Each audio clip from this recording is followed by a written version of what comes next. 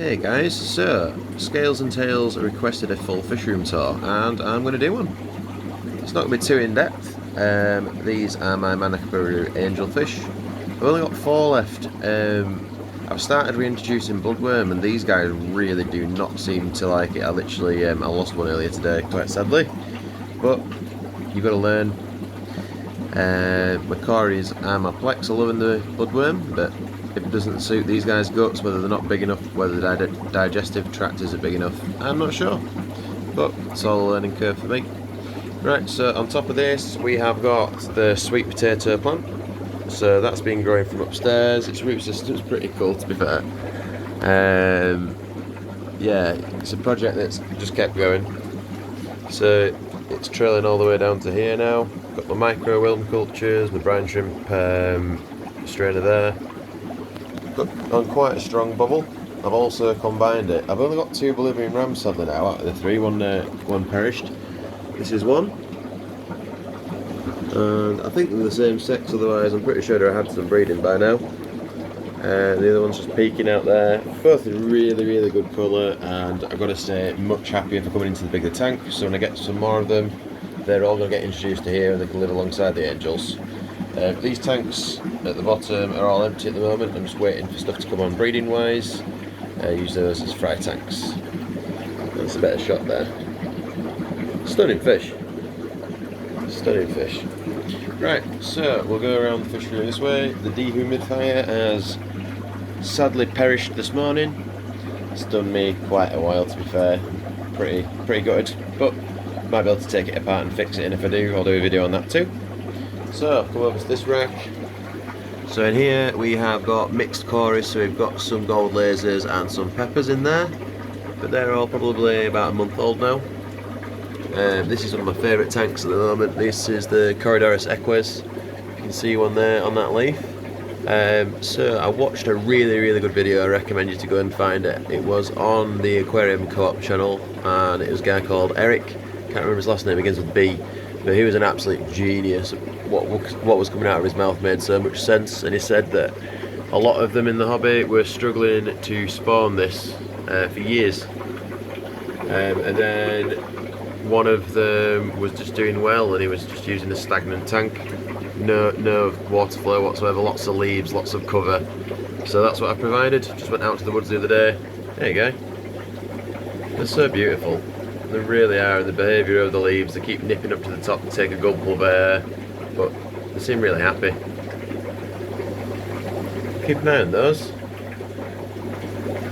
Absolute stunner. Really sociable compared to, say, the gold laser Corys. When they get to adults, can be quite skittish and just hide. These guys, I don't know whether they're full adults yet. I think they've got a little bit of grey left to do. But stunning fish. In this tank over here, this is where the green dragon bristlenose babies are. So if you can see them in those tubes, they're all over the place, and they're having a good clean. I've put them in quite a mommy tank just to give it a clean down. There's one at the back there on the left, but they're all over, giving it a good clean. A lot are eating the Indian almond leaf. In this tank to this side, this is where they were bred. So we've got a couple of caves. Don't think we've got anyone in there at the moment. One of the super red bristlenose over there. Pretty sure that's a male. It's got nice big spikes on its nose.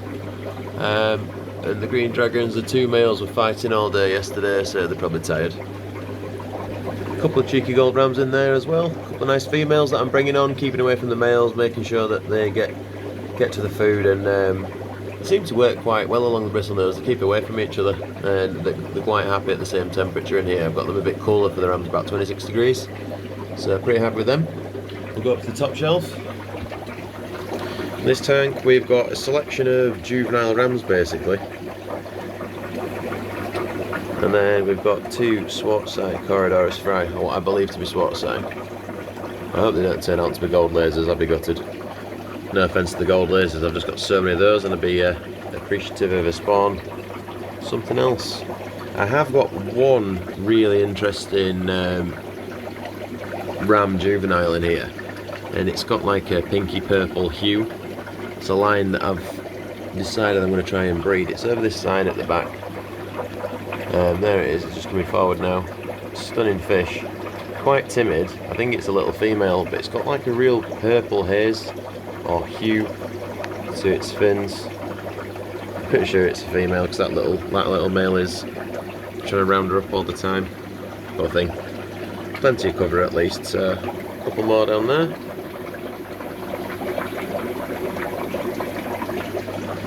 And here we have got, these are the golden ram eggs on that leaf. Probably not be able to focus because of all the bubbles, but like that smudgy patch in front where the water pipes go in. I'm going back to my old school technique that used to work, which was sticking them in a bigger tank with a bit of mum, bit of stuff to eat, a few plants, and then they'll pick and eat at stuff from being really small and get that digestive system going. I think that's one of the places where I'm failing really with the rams. Really good spawn. I literally had to take 2 eggs out of this morning that were infertile. I've not used any methylene blue. That male has really done a good job. Nearly everyone fertilised, and I can see the black lines developing by my eye.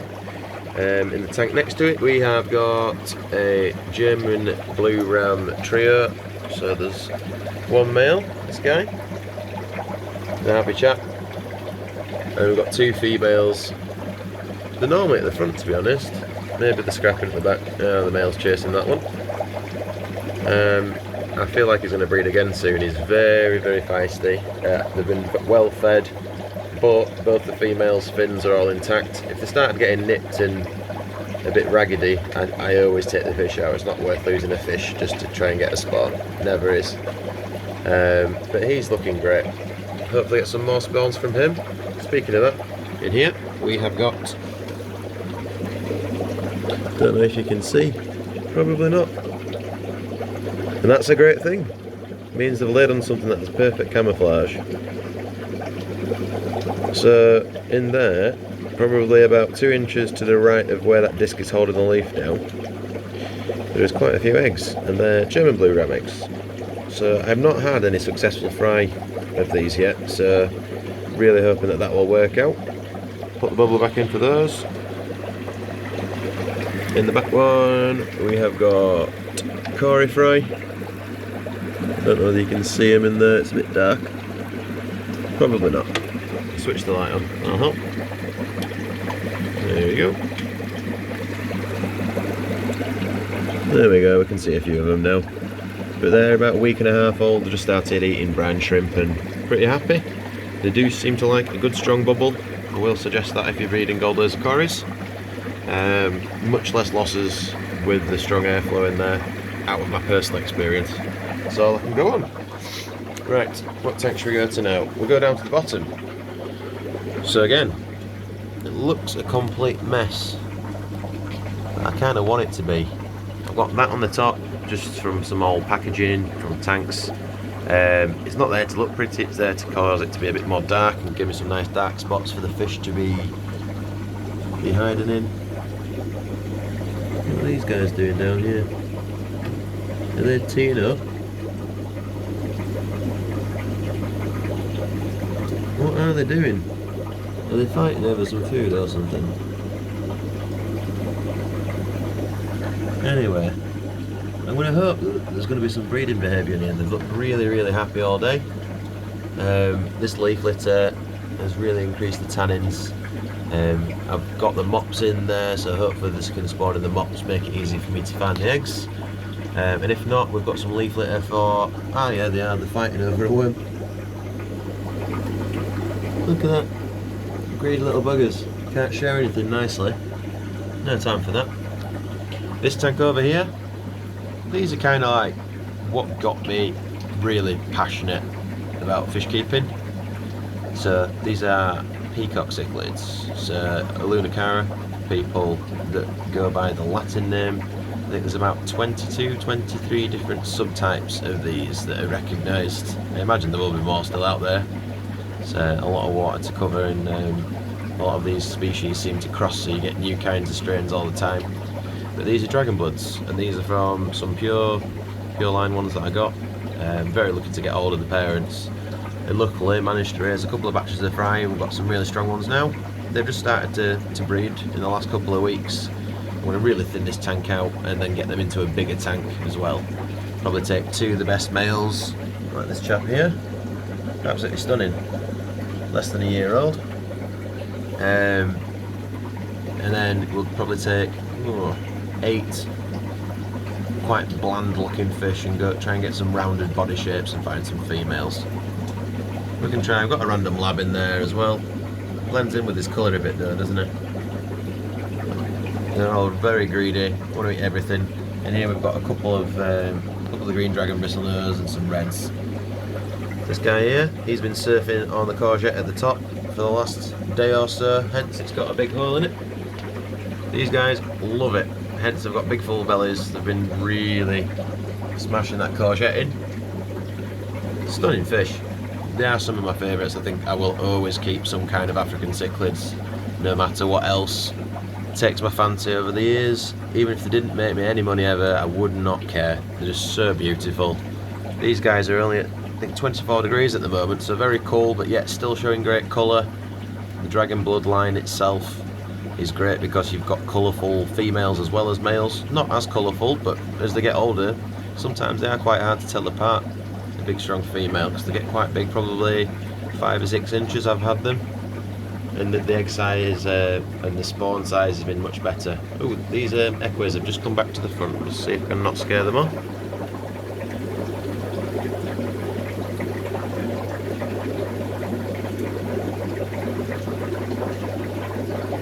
I always get distracted by them. Can't help it. So in the bottom of here, we've got, these are all gold laser cories. Just starting to get that nice golden colour and shine on them. There's mixed size in there, but none of them are predating on anything else. The numbers aren't dwindling. We'll go to this tank. So this is the tank I literally yesterday put in all my electric blue breeders that I've got. I sold all the rest. So everything that has been in a breeding tank, they've not really been producing over the last month or so, the electrics or the blacks. I've had a bit of a lull, really. I think I had 1 spawn of electrics which I managed to mess up, sadly. But these guys, they're all showing off. I think we've got a pair here. His colours, the turquoise line in him is just stunning. My camera does not do it justice. He's super confident. She's very round too, and he's really kept all the other blues away from her this morning. Been sat watching and enjoying quite a bit. Got another big stonker of a male over there. Got to say, I bred from my first set of electric blues about a year ago now. The genetics that I got first, I was very lucky, and then I've picked quite well from that. Not meaning to be arrogant, but they have got good colour, and I'm very lucky with what I've got in here to be breeding from. The blacks are great too, but the plan is really we're going to cross the blues with the blacks, so we'll have blue blacks and then cross them back with the blacks again, so they'll not be too like fully black, but I'm hoping that just mixing that genetic up a bit is really going to help the fry survival rate, because I can do well with the golds. I can get golds to survive, but trying to get multiple batches of blacks, I've struggled for the last year now. It's not the spawning that's the problem. I can get them to swimming stage. It's then the first of what they're eating. One dies in the train, it seems to trigger everything else, and it's then very hard to get caught back up. You might end up with just 5 fry out of everything. So it's very labour intensive for not much reward if you don't get it fully right. There's a few of these guys keeping out the way. They've had quite a big feed earlier, so I'm hoping that that means that these guys are going to spawn, and those guys are not going to get the fins nipped. We're going to stay out of the way. Right, let's have a look in this big tank down here. So these are a new addition to the fish room in the last week. Love this guy. He's only got 1 fin at one side, 1 pectoral fin, and the other one's more of a stump. Starting growing back, but he's happy nonetheless. So we've got 7 in here. So these guys are all keeping to this side of the tank for a reason, and that reason is the breeding comb's getting all cleaned off down here by this pair. I've had a look at the breeding tubes. We've got both male and female out now. The male does have the standard bump on the head. I think that is the female different shaped tube on the bottom, you can see. The male's is more thin, I'd describe it as. And he's just over there, he's been cleaning that breeding cone off that I put in there the other day. I just cleaned it off with some sand.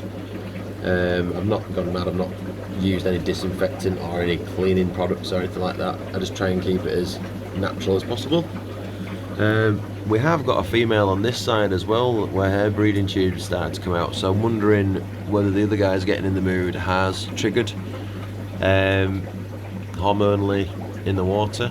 Not sure, but it'd be good to get one pair, never mind two. And these guys are really giving that cone a really good clean over. It's hard for you to see, but I don't want to get the camera right up to the glass and scare them, there's no point. Hopefully get a spawn in the next 24 hours. Right, we'll move on to the next tank now. We've got quite a few empty since I've combined the electric blues, but that's good. It gives me room for every different batch can have a tank, and I find that works really well for raising them.